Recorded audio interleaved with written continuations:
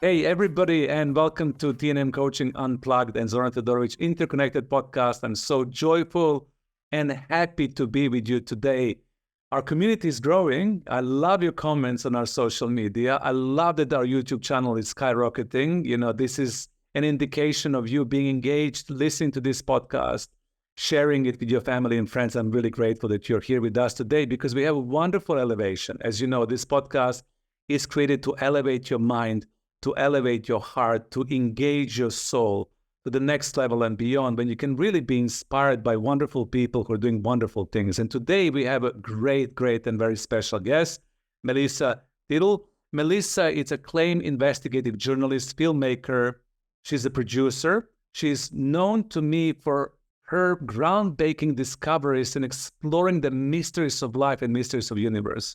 She's currently a driving force at Hathor Studios when she creates a thought-provoking content that challenges conventional thinking, derives into the scientific, historical, spiritual phenomena, how they all interlink together, which is absolutely wonderful. Melissa is here today to discuss her documentaries when she uncovers a stunning new discovery of the secret code of mathematical support in simulation hypothesis, which is the documentary called Code 12.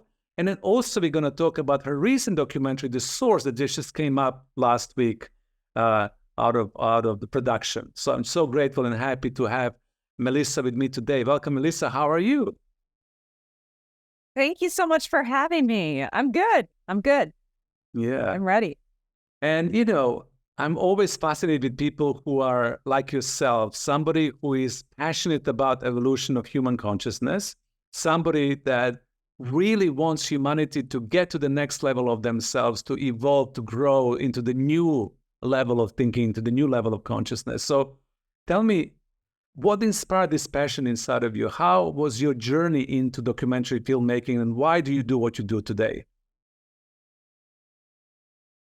I love that question because every time someone asks me that, I think of a new way to say it because I feel maybe a lot of people that are even listening to this, you getting involved in something esoteric or groundbreaking, or you feel like you're part of something that's moving human evolution. I feel that it's been inside of you all the time. And for me as a child, I think I always was looking at the world thinking to myself, this adultness that I'm supposed to grow into, this can't be it. This can't be all that there is. Yeah. That doesn't look like a lot to look forward to. And so my mind was always kind of expanding and trying to understand. And I think maybe a lot of people listening, maybe they also felt that way. And so it was natural, as I loved reading and writing as a kid, it was natural eventually going to college and then following my passions to TV and film that I would end up in TV and film. And when I first got to Hollywood in my early 20s, I worked for Paramount Studios, and I loved it. Film is amazing, so much fun. It's flashy. You're with A-listers and business, and things are moving, and it's cool, just like they show in the movies about the movie industry. But there's a piece of my soul that thought to myself, I'm not contributing in the way that I should. And being a big nerd, I love space and, expansion and understanding and quantum physics and all this kind of stuff. So my first job working for the History Channel, doing docu-type work, was for a show called The Universe. I'm dating myself here a little bit, but at the time it was like groundbreaking. It was the first time American television was making something about quantum physics for the average Joe on their couch beer. So it was a big partnership between NASA and the European space agencies, where we were trying to get the layman to understand what was happening in space. And then from there, I never looked back. All of a sudden, I just kept going on that trajectory, whether it was human evolution, meditation, spiritual work, esoteric stuff, or aliens, right? My trajectory of what I was producing and what I was doing just kept going on that trail. Right. That's beautiful that you kind of got into that connection with your deeper soul purpose, because for me, when you mentioned the film industry and being in Hollywood, it's really challenging on a certain level. And I know a lot of producers, filmmakers, also actors, that this kind of, it's detrimental to their soul on a certain level. It's wonderful and glamorous and prestigious, but it distances them from the true soul purpose. So it's wonderful that you felt that in your body, right? At that moment in time, and you knew that you need to move to something else. Yeah. Yeah, I think anybody who wants to be in front of the camera or make something for the human consciousness, unfortunately, in that journey, it's like a hero's journey. You come up against the dragon in the cave, right? Like and that is the matrix, right? That is the lower consciousness that exists, and you have to make a decision. Are you going to sell out and fit in so that you play a part in what they want you to say, or are you going to be an original voice and not fight against it, but stand up for what you need to say? And it's really hard. And so I applaud anybody who's doing anything, filmmaker, actress. You have a YouTube channel, right? I mean, You step out and say, this is how I feel. This is how I'm contributing. That's a big step.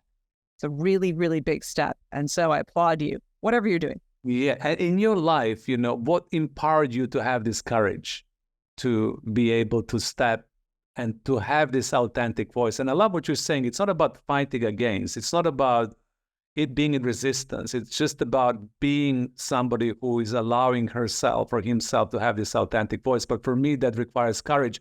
But for all the people who are listening to this, because there's a lot of creative people who would love to do something that you do, for example, create wonderful documentary movies. But as you said, for that, you need to step up and you need to be courageous enough. So I'm curious a little bit more about your journey, your hero's journey. What gave you that courage? How did you become that courageous so you can then be authentic? Yeah, that's a really good question. Now you're going to make me go deep. I thought I hide behind all my esoteric knowledge, but now I really got to think about. But something will come up, I'm sure. When I've always been, I don't think of myself as this way, but I've always been called difficult, right? There's that word, like when you're a kid, like you're difficult, you're always asking questions, you're not listening, like all of that. Like that was me to a T. Like, because I was like, I don't know about that. I want to know if you're going to make me do that. Like, so I was a difficult kid. And that obviously transitioned into being a teen and then college kid and then, moving on. But that kind of ability as a young person to be like, no, I want to know why. Tell me why. Difficult, yes. I have one of those now. As of course you do. Like, okay. Oh, it's me. Like several years ago. Okay. That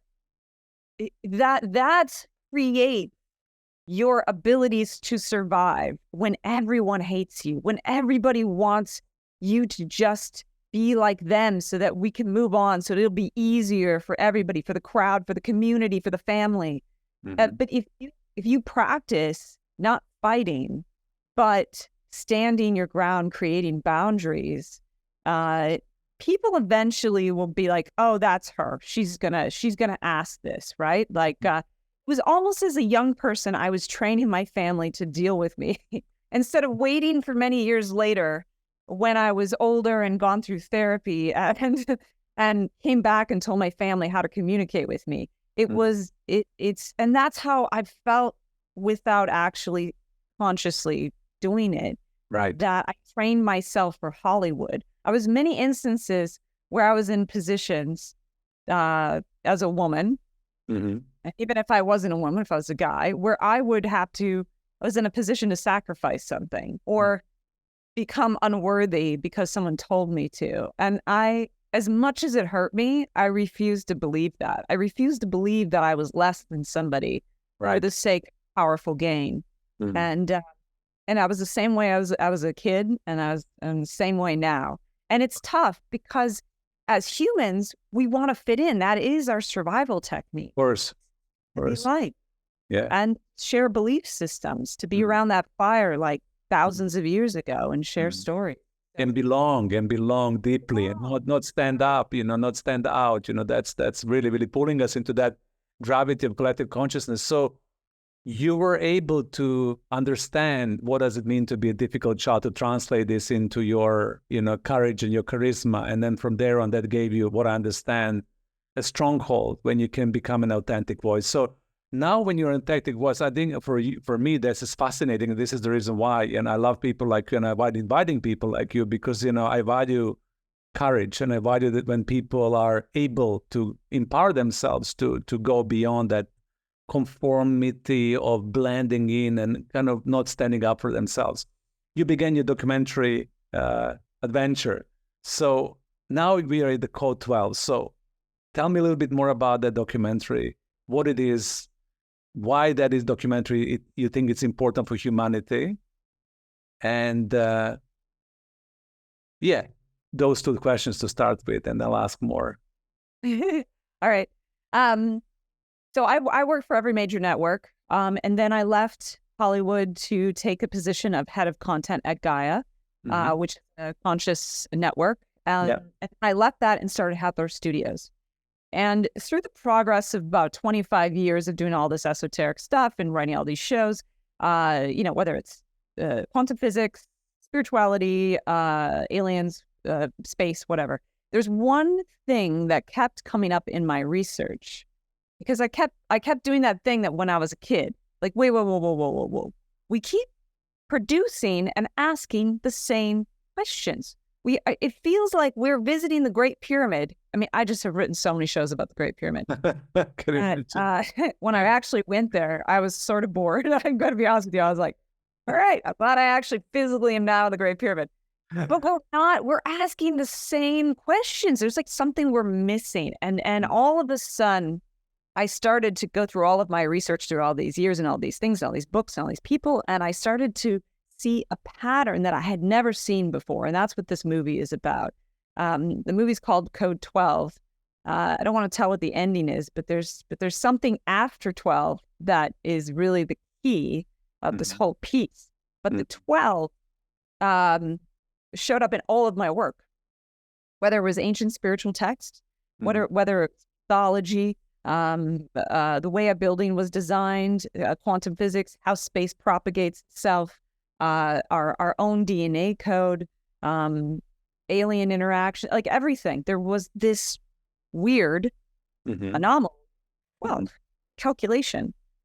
So I started to dive into that, and I unraveled the story, Code 12, which to me, 12 is the actual evidence of our outer rim, our simulation, our structure, if you will.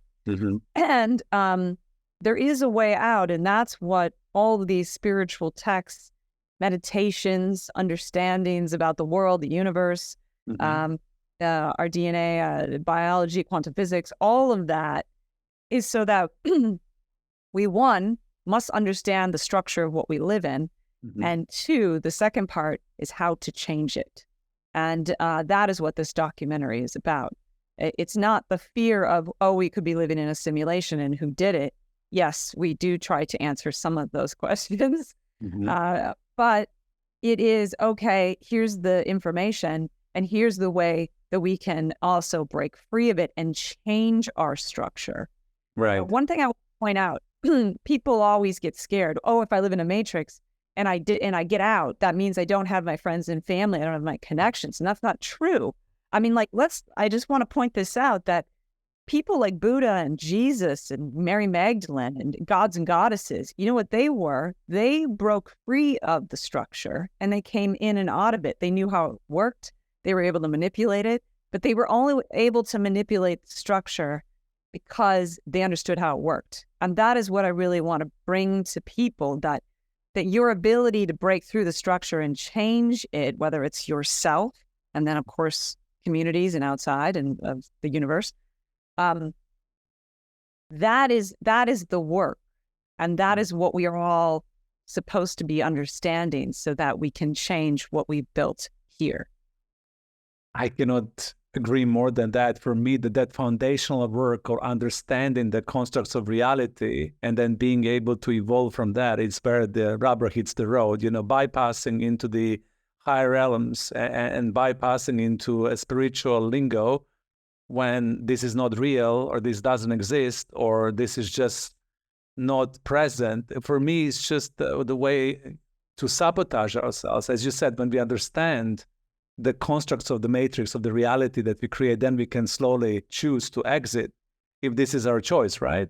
So I need to ask you this. I don't know, you can say no if you don't want to answer this question. So in the movie or outside of the movie, do you believe that we do live in a simulation? Is that something that you came to conclude through the research, or are you still wondering if this is the reality? Where are you personally at your level in your life in relationship to that?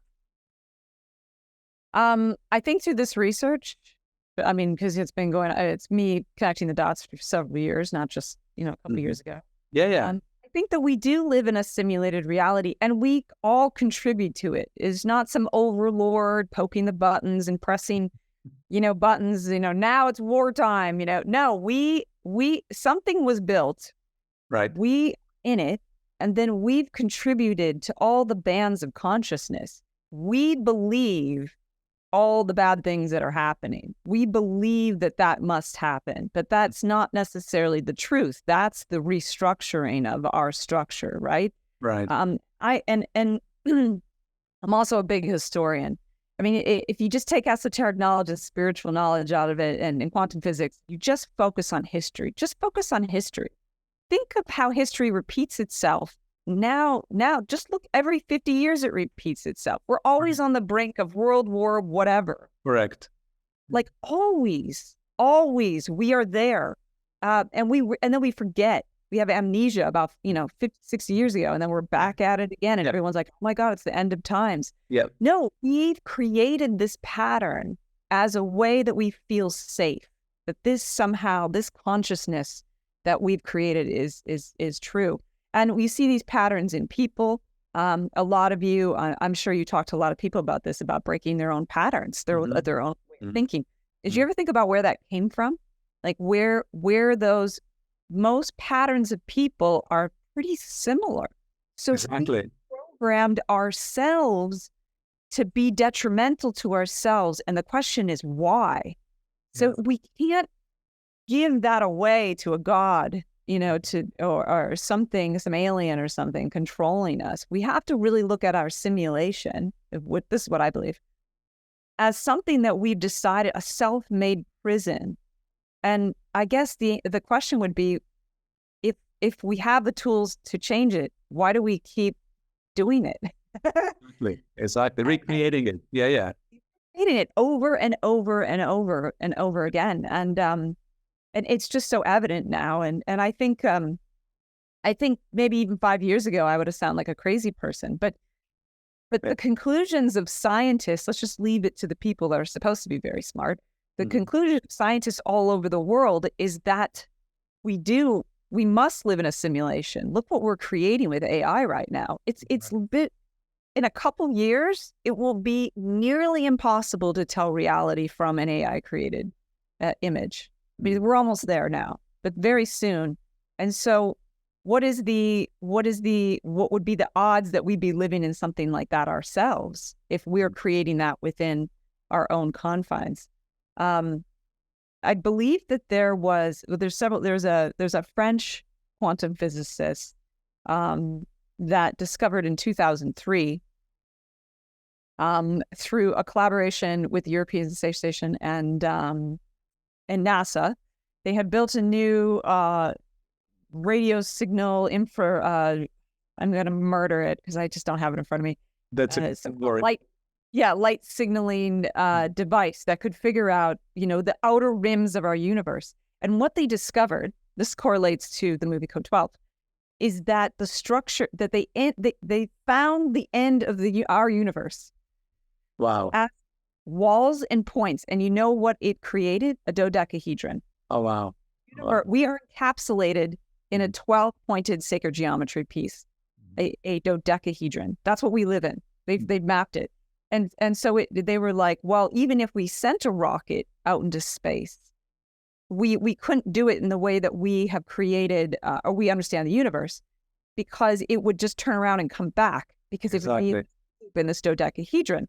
And so they would have to change physics. They'd have to understand a different part of physics to break through the universe to get through another universe. And that is what we are talking on a spiritual level that they discovered in 2003 about the universe that we live in. So, I mean, that was a long time ago. So if you can imagine science actually advancing towards that, and we're kind of questioning, do we live in a simulation? I don't know. It seems so evident to me.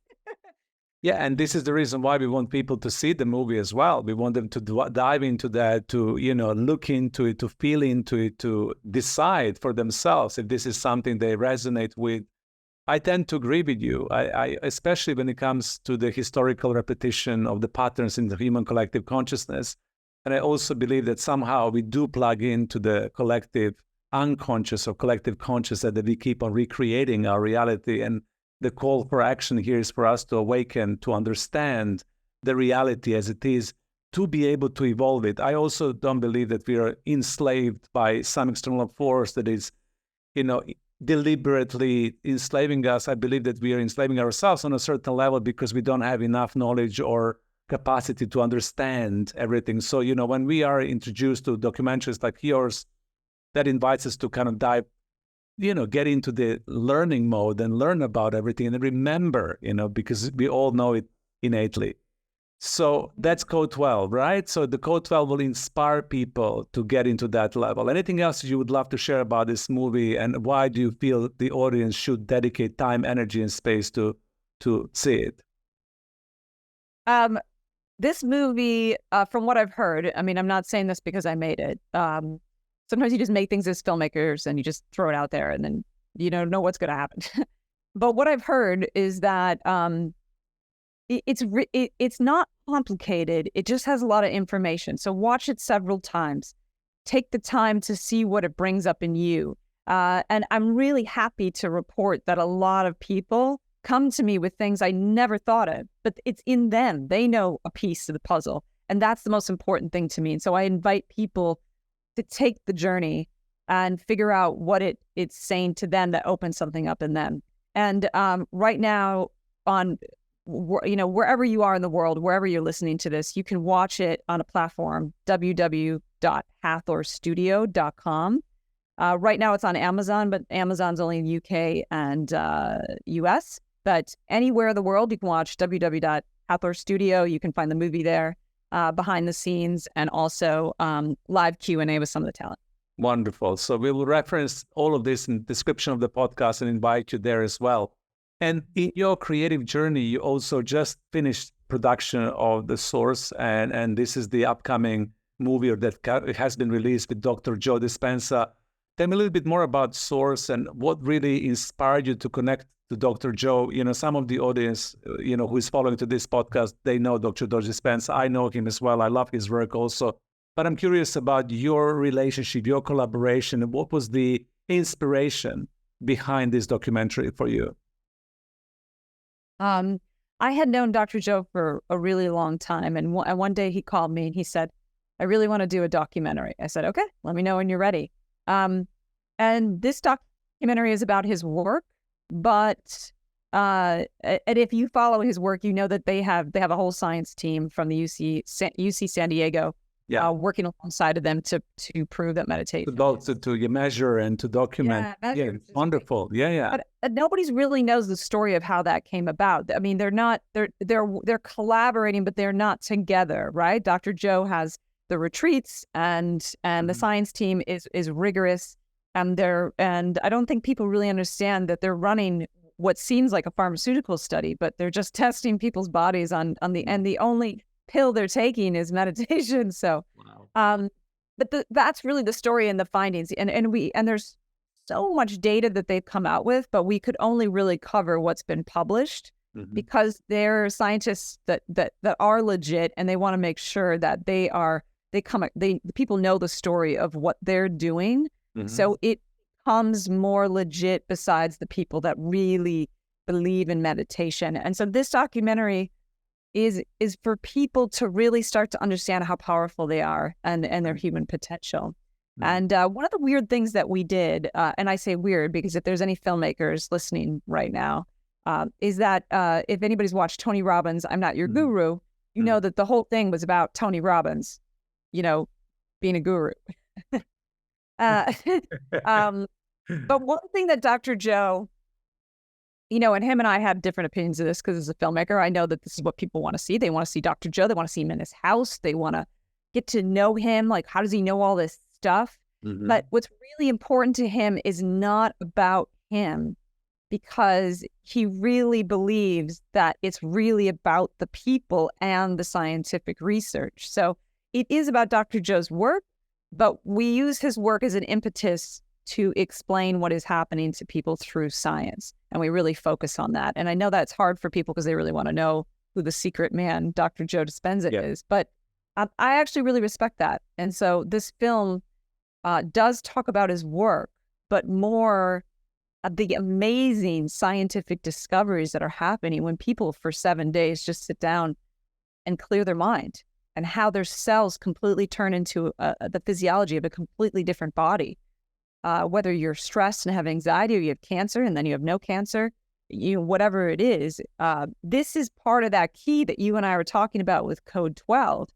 Part of changing yourself, your family, your community, the world, being part of that change is understanding how the universe works. And it starts with us on the tiny micro developments of cells. If we understand from a scientific position how that happens, we can do anything. We can change anything. And it becomes less of daunting to think about, oh my God, we're in this pattern, or we live in a matrix, or whatever.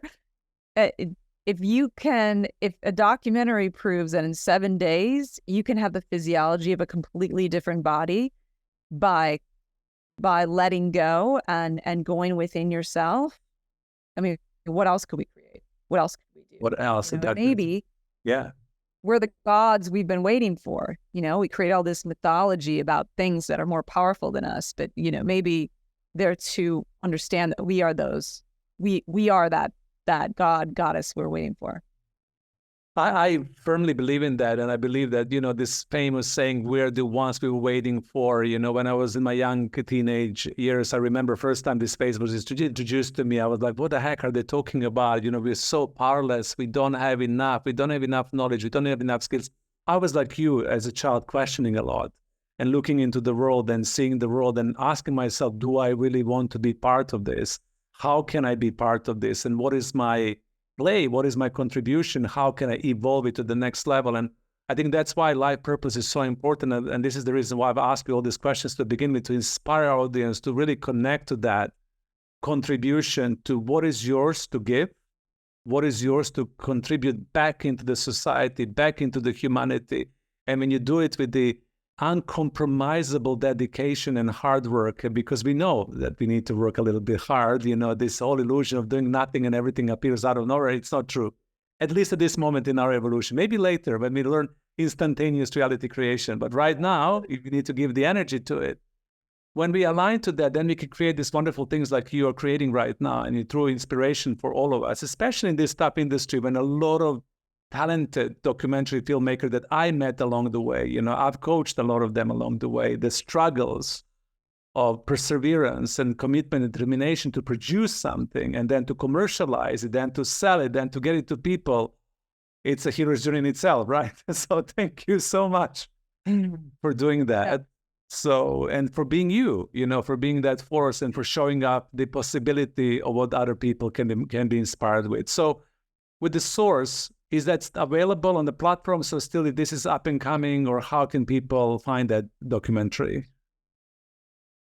Yes. So worldwide, you can watch it at www.sourcethefilm.org.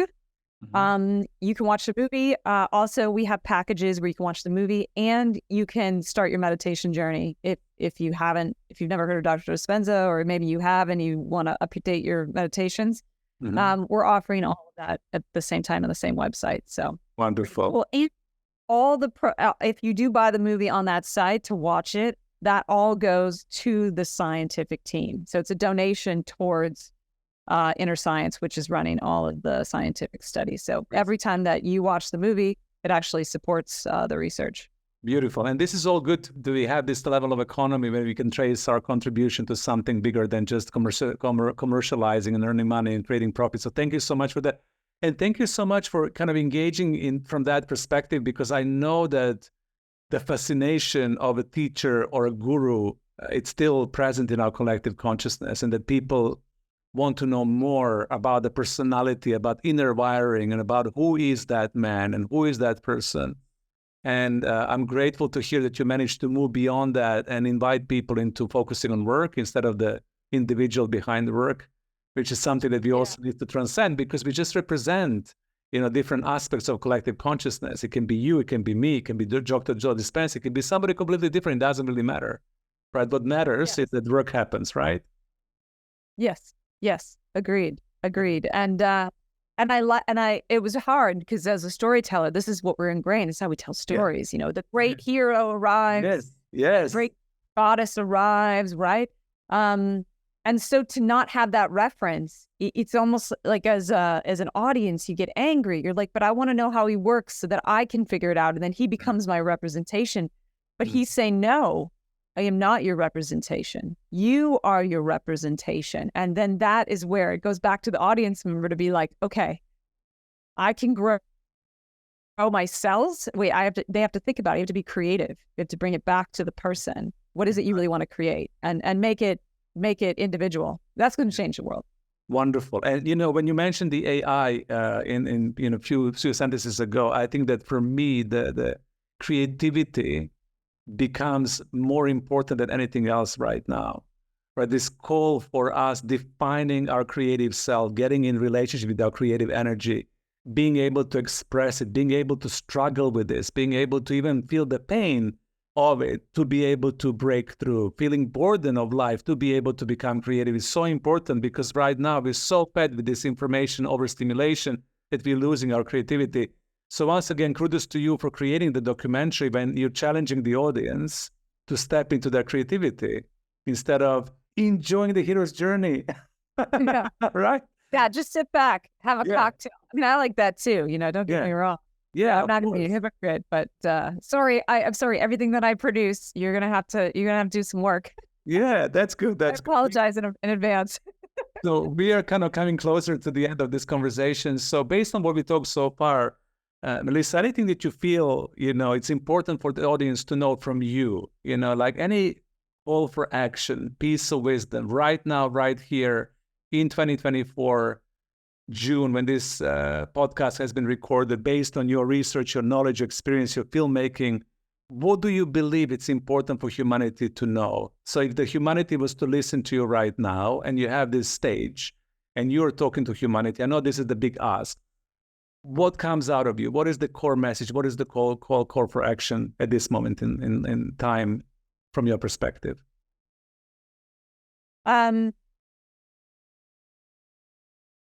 There's a lot of talk about being kind and love is stronger than hate.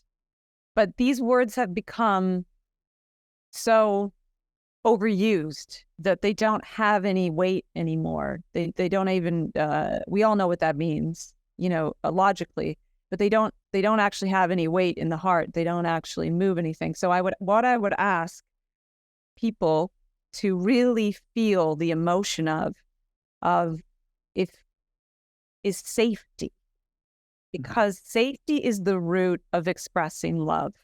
If we don't feel safe, we can't express love. And love, the vibration of love, as we know, as we've been talking about, as everybody talks about, changes everything. But the one root emotion a lot of people are not practicing is safety. So if you can imagine the billions and billions of people on this planet feeling safe, what would we accomplish? What would we do? There would be no arguments in parliament or government. There wouldn't be any arguments with your neighbor, because if everybody felt safe, there would be an expression of everybody getting what they needed. There wouldn't be the struggles that we all feel within our human community. So This is going to be a really hard one, but I think it's the thing we need to, as individuals listening to this podcast and communities and bigger existences, we need to practice the emotion of safety, because from there we can change and we can make decisions that will benefit everybody. Thank you so much for that call for action, for that invitation. Melissa, thank you so much for being with us here today. Your wisdom, it's inspiring. Thank you once again for being you.